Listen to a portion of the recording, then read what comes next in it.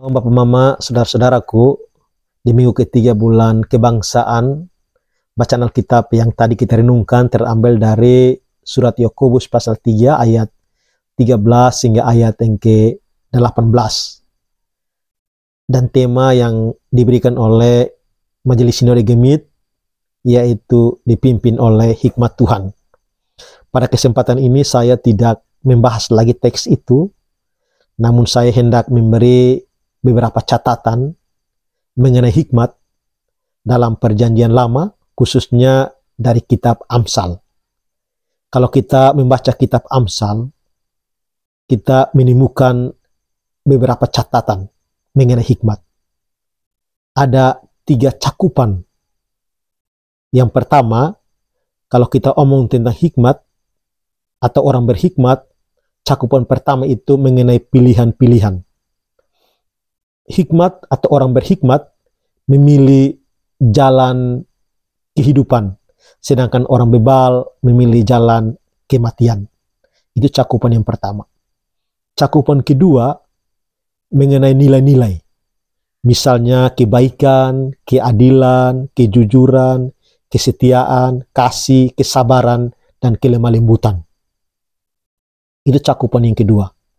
Cakupan yang ketiga mengenai pengertian praktis, yaitu semangat bekerja keras, kerja jujur, melakukan keadilan, hidup sederhana, menikmati makanan yang menjadi bagiannya. Itu 3 cakupan. Kalau kita baca kitab Amsal, Bapak Mama, berbicara tentang hikmat, tidak menekankan pertama-tama kepada pengetahuan teoritis. Oleh karena itu, kita tidak bisa mengatakan bahwa hikmat dan orang berhikmat adalah mereka yang memiliki gelar pendidikan yang tinggi, melainkan hidup sesuai dengan 3 hal yang tadi saya sebutkan. Dalam kenyataannya demikian.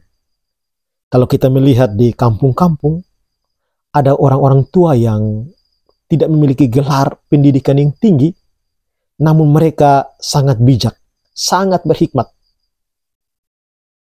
Berbanding terbalik dengan mereka yang memiliki gelar pendidikan yang tinggi yang hidup di kampung-kampung. Sehingga kita mendengar istilah, kamu sekolah tinggi-tinggi tapi sama sah. Itu kenyataan yang kita lihat dalam kehidupan kita, khususnya di kampung-kampung.